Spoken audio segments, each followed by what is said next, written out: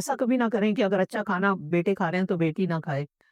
मेरी अम्मी को हम जब कहते थे कि अम्मा वो मुर्गी पकी हुई है, टाँग खानी है, तो अम्मा कहती थी नहीं, नहीं उसको देनी है भाई को।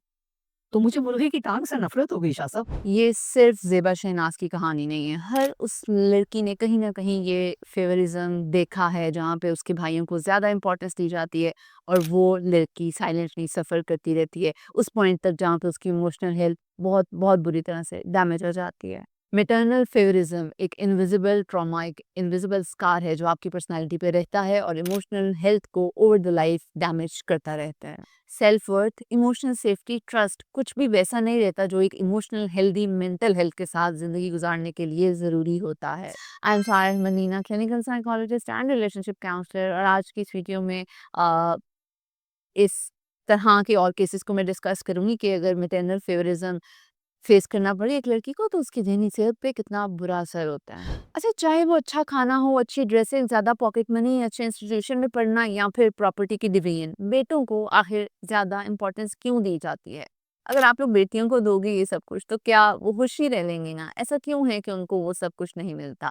ये है पैरेंटल इमोशनल नेग्लेक्ट जो कि आई थिंक पेरेंट्स ने खुद भी सीख लिया होता है कि औरतों को तो ये देने की ज़रूरत ही नहीं है क्योंकि उनको खुद ये सब कुछ नहीं मिला होता और सोसाइटी ने उनको ये सिखा दिया होता है कि यही तरीक़ाकार है। Chronic self esteem issues, insecure attachment, rejection sensitivity ये सारे इश्यूज़ इसी रवैये की वज़ह से तो डेवलप होते हैं। लेकिन ऐसे रवैये रखने वाले को एहसास क्यों नहीं होता? हम लोग जब वो इमोशंस फ़ील करते हैं तो दूसरों के साथ ऐसा एटीट्यूड रखते हुए हमें क्यों नहीं समझ आती कि उसकी ज़हनी सेहत पे भी बुरा असर हो रहा है। इन अटैचमेंट इश्यूज़ और इमोशनल डैमेज की वज़ह से उस लड़की के अगली लाइफ़ के सारे इमोशंस भी डैमेज रहते हैं। अच्छा, जिस बेटी को आपने इमोशनल नरिशमेंट दी ही नहीं, वो आगे अपने रिलेशनशिप्स को कैसे नरिश करेगी? इन सब इश्यूज़ की वज़ह से उसने सीख लिया होता है कि प्यार अर्न करना पड़ता है या मुझे किसी के साथ कंपेयर करके मेरे जेंडर या मेरे स्टेटस पे ही कुछ ना कुछ मिलेगा या इमोशंस तभी दूसरों के मुझ में इन्वेस्ट होंगे। इस वजह से वो सारी ज़िंदगी अपने रिलेशनशिप इश्यूज़ में और ज़्यादा इंडल्ज हो जाती है।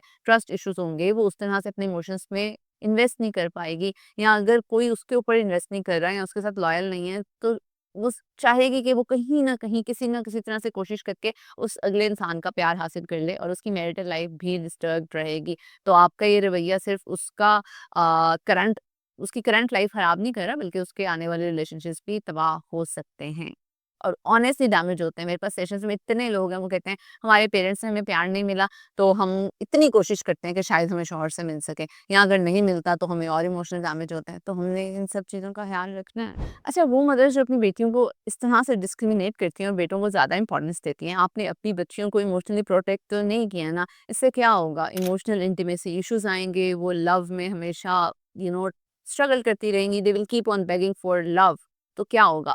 ना सिर्फ उनकी इमोशनल हेल्थ बल्कि आने वाली जनरेशंस के लिए भी ये एक ट्रॉमा साबित होगा। आई थिंक अब हम लोगों को इमोशनल अब्यूज़ की इस साइकिल को ख़त्म कर देना चाहिए, रोक लेना चाहिए बिकॉज़ ये आगे जाके हमें बहुत बुरी तरह से, हमारी सोसाइटी को, हमारी अगली फैमिलीज़ को, जनरेशन को बहुत बुरी तरह से डैमेज करेगी। आपकी बेटियों को equal affection, equal emotional protection और नरिशमेंट चाहिए। एज़ अ पेरेंट अगर आपने अभी तक ऐसा नहीं किया तो प्लीज़ एफर्ट्स डालें और अपने आप से सवाल करें कि आप ऐसा क्यों कर रही हैं? बेटों ने आखिर आपको ऐसा क्या दे देना जो बेटियाँ नहीं देंगी और आप इन चीज़ों को उनसे छीन लेते हो?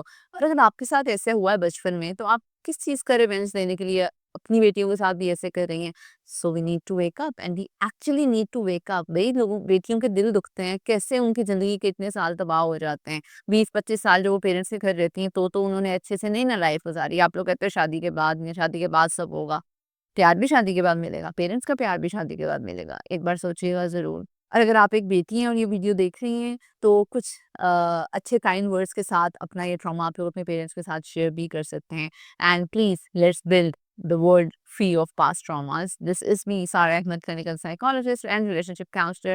I hope so this video was helpful. उसके साथ शेयर करें जो इंसान इस चीज़ से एक्चुअली में सफ़र कर रहा है या अगर आपको पता है कि कोई ऐसा पेरेंट है जो इस तरह से कर रहा है, क्या पता इस वीडियो के बाद वो एहसास में उनको ये एहसास हो जाए कि बस अब उन्हें ये नहीं करना। कमेंट सेक्शन में ज़रूर बताइएगा अगर आपके साथ ऐसा कुछ हुआ है और आपने उसको कैसे डील किया। जब तक मेरी नेक्स्ट वीडियो आती है अपना बहुत ज़्यादा ख्याल रखिएगा, तब तक के लिए टेक केयर, अल्लाह हाफ़िज़।